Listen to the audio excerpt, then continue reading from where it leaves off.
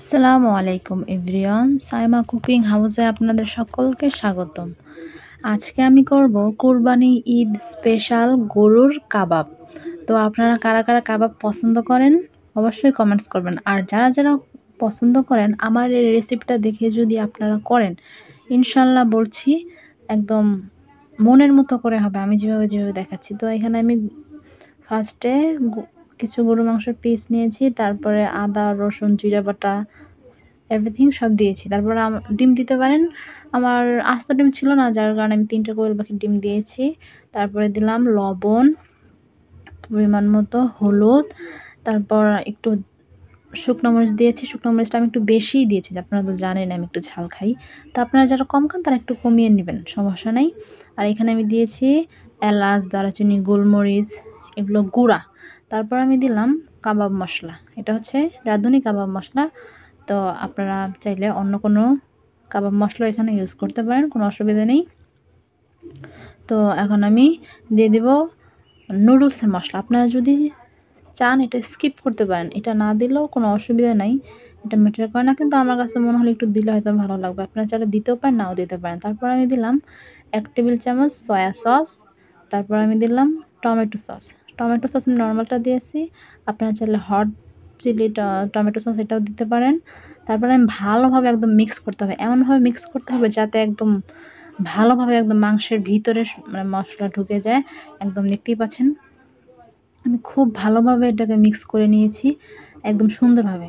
তারপর আমি এখন কাঠিতে ঢুকিয়ে নেব। দেখতে পাচ্ছেন আমার লুকটা কি সুন্দর, জাস্ট ওয়াও! আপনারা এইভাবে অবশ্যই বাসায় একবার হইলেও ট্রাই করবেন। তারপর আমি এই যে ঢুকিয়ে নিচ্ছি কাঠিতে।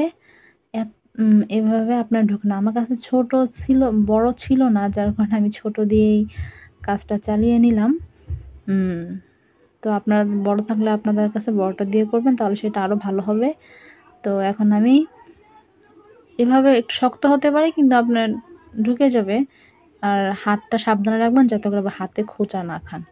তো এতে আমি সুন্দরভাবে করে নিচ্ছি। এখন আমি একে একে সবগুলো মাংস এভাবে আমি রেখে দেব।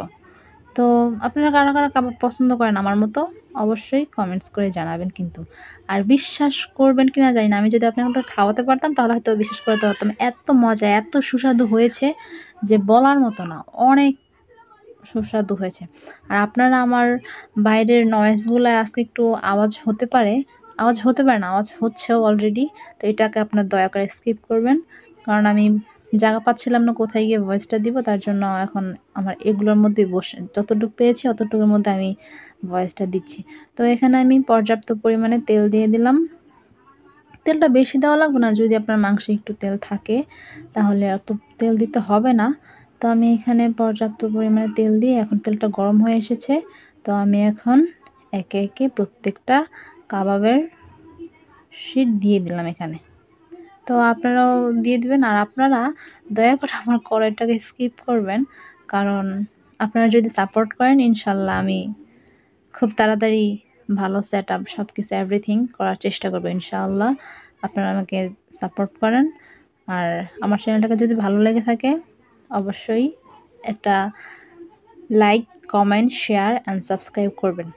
তো এই যে দেখতেই পাচ্ছেন আমার কাবাবগুলো সুন্দরভাবে ভাজা হচ্ছে, আবার বেশি পুড়া যাবে না। আমার এখানে হালকা একটু পুড়ে গেছে, কিন্তু তারপরও খারাপ লাগেনি কিন্তু খেতে। বিশ্বাস করেন, আপনারা যদি এরকম ভাজতে চান অবশ্যই ভাজতে পারেন। একদম ভাজাও হয়নি, আবার তিতাও লাগেনি, আবার শক্তও থাকেনি। একদম পারফেক্টলি স্মুথলি, মানে একদম স্মুথ নরম খুব সুন্দর হয়েছিল। আমি আপনাদেরকে দেখাবো এরপরের একটা ভিডিওতে ইনশাআল্লাহ সফট হয়েছে কিনা। এবারটা দেখাইতে আবার মনে ছিল না আমার, আবার মনে থাকে না আমার, মনে না থাকার আছে। তারপরে এটাকে একদম স্কিপ করবেন। আশা করছি আপনাদের কাছে এই ভিডিওটা খুবই ভালো লাগবে। আর আপনারা যারা আমার এই রেসিপিটা ট্রাই করেনি অবশ্যই বাসায় একদিন হলেও ট্রাই করবেন। এবার ঈদে মাস্ট ট্রাই করতেই হবে। একদম দেখতেই পাচ্ছেন অসাধারণ লোভনীয় হয়েছে আমার কাবাবটা। তো আপনারা যারা আমার ভিডিওটি ফেসবুক থেকে দেখছেন অবশ্যই ফলো করে দিবেন, আর একটা লাইক করবেন, আর একটা কমেন্টস করে যাবেন এরপর কি ভিডিও দেখতে চান। তো এখানেই রাখছি। আজকের মতো আল্লাহ হাফেজ। Thanks for watching.